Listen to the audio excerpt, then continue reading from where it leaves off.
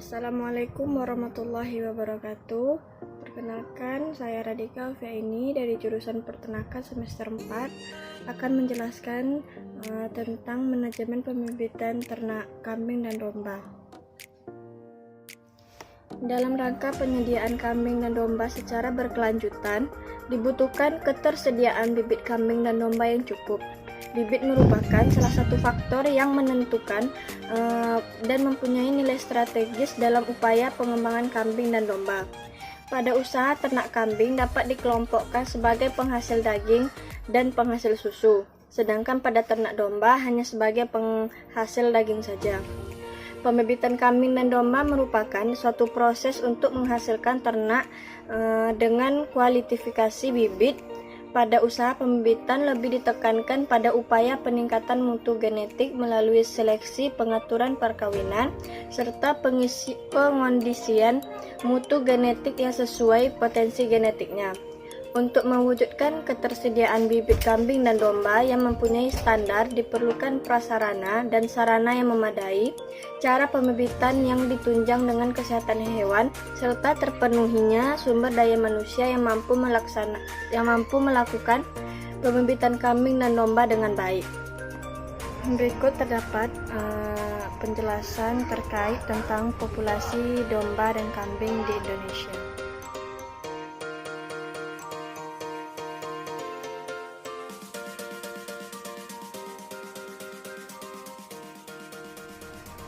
Baik, selanjutnya yaitu dari segi kelebihan dari budidaya ternak kambing. Yang pertama yaitu modal yang dibutuhkan lebih sedikit dibanding dengan ternak hewan besar. Yang kedua itu pemeliharaannya mudah, sederhana, dan tidak membutuhkan tempat yang luas. Yang ketiga yaitu sebagai salah satu jenis usaha skala kecil, beternak kambing tidak perlu melibatkan tenaga kerja karena bisa dikerjakan sendiri atau sebagai pekerjaan sambilan. Yang selanjutnya itu perkembangannya sangat pesat karena setiap kali melahirkan lebih dari 1 ekor. Selanjutnya, semua bagian kambing bisa dimanfaatkan, misalnya daging, susu, dan darah. Yaitu darahnya digunakan sebagai bahan pakan ternaknya. Selanjutnya yaitu hasil ikutan dari proses pemotongan kambing bisa digunakan atau dimanfaatkan sebagai bahan industri yang bernilai ekonomi tinggi. Yang terakhir itu dapat dijadikan sebagai tabungan yang sewaktu-waktu bisa dijual. Selanjutnya itu kelebihan dari budidaya ternak domba. Yang pertama yaitu mudah dalam penanganan dan luasan lahan yang dibutuhkan relatif kecil.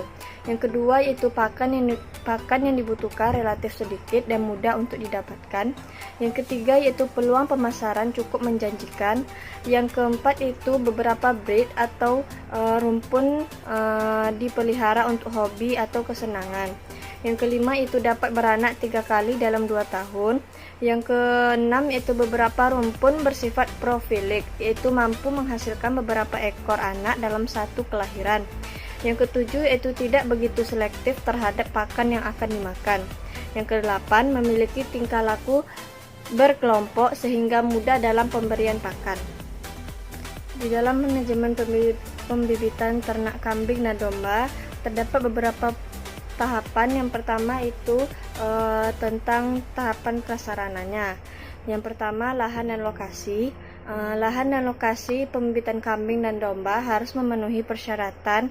Yang pertama yaitu sesuai dengan rencana tata ruang wilayah provinsi, rencana tata ruang wilayah kabupaten, kota atau rencana detail tata ruang daerah. Yang kedua yaitu upaya pengelolaan lingkungan hidup dan upaya pemantauan lingkungan hidup. Yang ketiga yaitu mempunyai potensi sebagai sumber bibit kambing dan domba. Yang keempat yaitu letak dan ketinggian lahan dari wilayah sekitarnya, memperhatikan topografi dan fungsi lingkungan sehingga kotoran dan limbah yang dihasilkan tidak mencemari lingkungan, serta tidak ditemukan penyakit hewan menular strategis terutama yang berhubungan dengan reproduksi dan produksi ternak. Yang kedua yaitu air dan sumber energi. Tersedianya cukup air bersih sesuai dengan baku mutu dan sumber energi yang cukup sesuai kebutuhan dan peruntukannya, seperti listrik sebagai alat penerang. Setelah membahas tentang prasarana dari manajemen pembibitan ternak kambing dan domba, selanjutnya saya akan menjelaskan tentang sarana.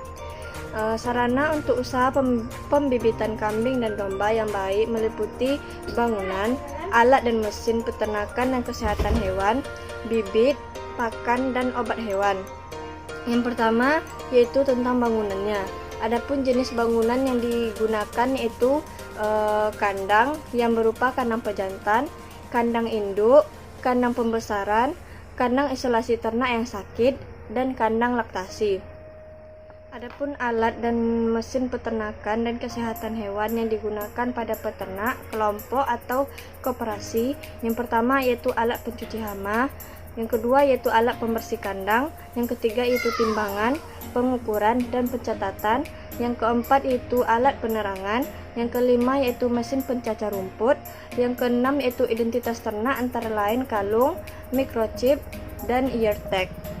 Dan yang terakhir itu alat transportasi. Dan adapun alat dan mesin peternakan dan kesehatan hewan yang digunakan pada perusahaan, pemerintah, dan pemerintah daerah yaitu berupa laboratorium. Yang kedua yaitu penyimpanan dan penanganan susu. Yang ketiga yaitu distribusi pakan. Yang keempat yaitu pengolahan limbah. Dan yang terakhir itu pemotongan tanduk dan kuku.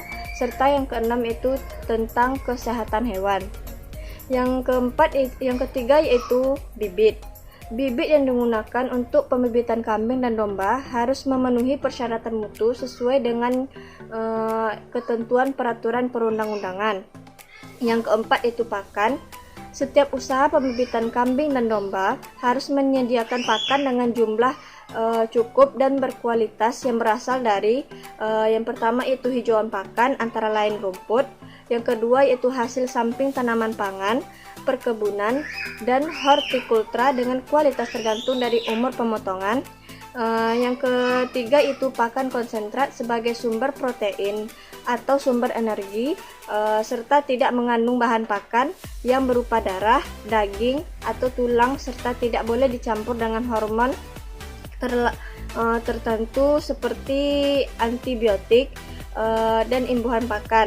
Dan yang terakhir itu pakan yang berasal dari pabrik harus memiliki nomor pendaftaran dan diberi label, sedangkan pakan yang dibuat sendiri harus memenuhi nutrisi.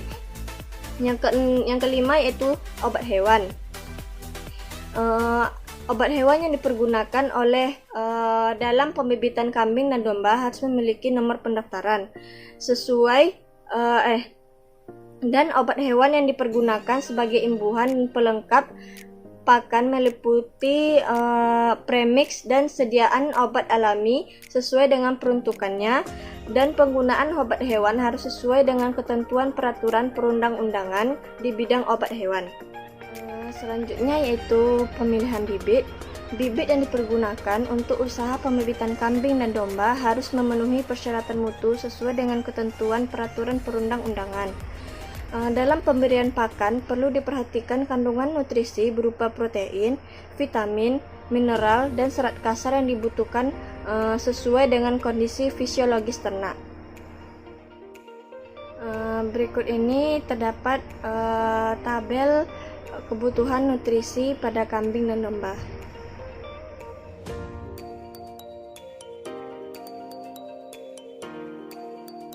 Setelah mengetahui tentang sarana dan prasarana serta bibit dan pakan dari manajemen pemeliharaan ternak kambing dan domba, selanjutnya yaitu tentang pemeliharaan. Yang pertama yaitu pemeliharaan pada prasapi, yaitu umur kurang dari 12 minggu. Yang pertama yaitu umur di bawah 3 minggu. Anak harus mendapatkan air susu induk, terutama kolestrum, serta ditempatkan dalam kandang yang diberi alas. Yang kedua yaitu apabila tidak mendapatkan susu dari induknya, maka harus diberikan susu pengganti. Yang ketiga yaitu umur 3-8 minggu mulai diberikan makanan halus. Dan yang terakhir, di atas umur 8 minggu mulai diperkenalkan hijauan pakan. Yang kedua itu pasca sapi, yaitu pada umur lebih dari 12 minggu.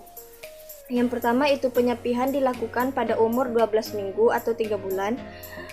Yang kedua, perlu diperhatikan pemberian air minum untuk menghindari stres, dan pakan yang diberikan berupa hijauan dan sedikit konsentrat.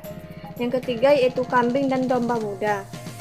Yang pertama dilakukan pengelompokan dan pemisahan berdasarkan jenis kelamin, umur, atau sifat-sifat tertentu.